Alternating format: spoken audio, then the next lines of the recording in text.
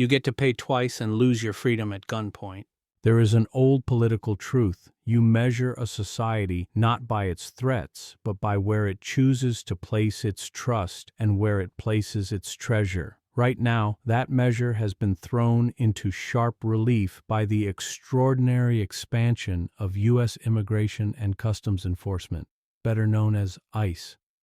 Not merely an agency, ICE is fast becoming America's most heavily funded law enforcement body, consuming federal dollars at a scale that rivals our toughest military wings. This should trouble every one of us, not because we lack concern about crime or secure borders, but because of what this investment means for our shared democratic life.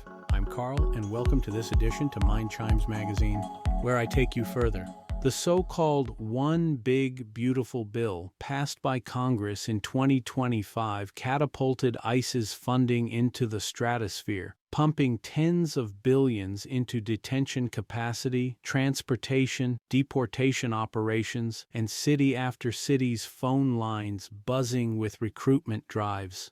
The result: a deportation apparatus with a budget larger than every other federal law enforcement agency combined and expanding rapidly year after year. But nuance is not surrender to good intentions. The question is not whether enforcement should exist. Of course, a sovereign nation enforces its laws, but what it becomes when its scale and reach eclipse every other commitment we make as a republic. A penal colony in plain sight. Consider this.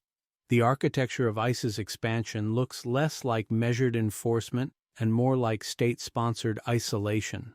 Thousands of detention beds stretch across the country, facilities filled with people awaiting hearings that may never come, parents separated from children, asylum seekers locked in cages far from any legal recourse. This is not incidental. The funding bill explicitly authorized billions to expand beds and hire tens of thousands of officers, turning civil immigration enforcement into a sprawling internal system reminiscent of a penal colony. A once modest agency has evolved into a national apparatus whose primary product is detention, with little oversight and even less accountability.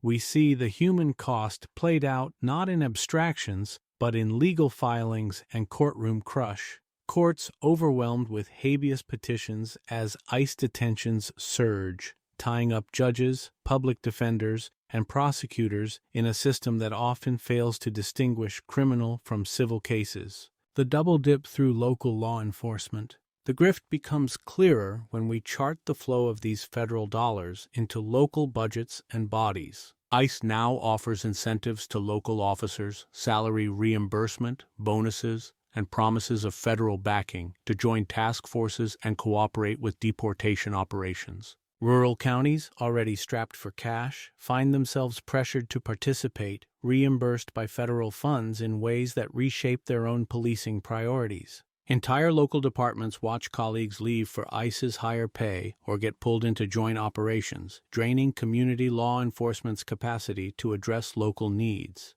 This is not merely a drain on municipal budgets, it is a structural inefficiency. When your small police department loses officers to ICE, whose payroll it effectively subsidizes, the result is understaffed streets, hollowed-out community policing, and more money sent outward to replace the loss of trained local police with new hires at a rate commensurate with the pay rates of bully ICE officers. So your local taxes go up to cover the new replacement hires. A Main Street grift, not a public safety project. There is a stone-cold cruelty in calling this a public safety program, because the evidence suggests that despite skyrocketing spending and swelling ranks of agents, the share of immigrants detained who have a criminal conviction has fallen, even as arrests climb. That means more people being corralled for civil violations rather than criminal threats to the public. Meanwhile, real threats, cybercrime, drug trafficking, violent crime, see key investigators reassigned to immigration enforcement. Southern District prosecutors and federal investigators are pulled off their lanes to meet arbitrary deportation quotas, even when they do little to improve community safety. And there is a further human calculus. Entire communities, immigrant-owned businesses, schools, families, reel under the fear and economic disruption of operation after operation. In Minnesota, intensified ICE activities have hollowed out neighborhood commerce and spurred mass protests that demand a return to accountability and constitutional norms. A different measure of liberty.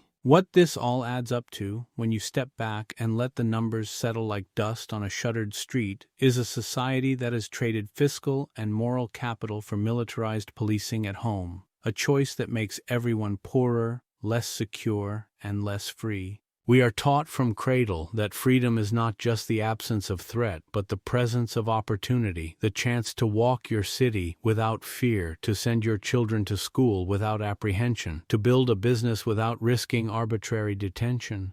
But when the mechanism of enforcement overshadows every other public good, healthcare, infrastructure, education, housing, then we must ask ourselves a simple question: who benefits? The answer is not hard to find. Not the small shopkeeper shut out of commerce by fear, not the overstretched local police department who lost officers and resources, not the families whose economies are disrupted, not the taxpayers whose treasure subsidizes an ever-expanding federal police force. Vote for the world you want to live in. If this seems a bleak catalog, remember, democracy is not a ledger of deficits, but a measure of collective choice. When you vote, when you engage, when you speak, do so for a world that values people above unchecked power, for a nation that invests in well-being rather than punishment, for a society that builds bridges, legal, economic, cultural, rather than cells.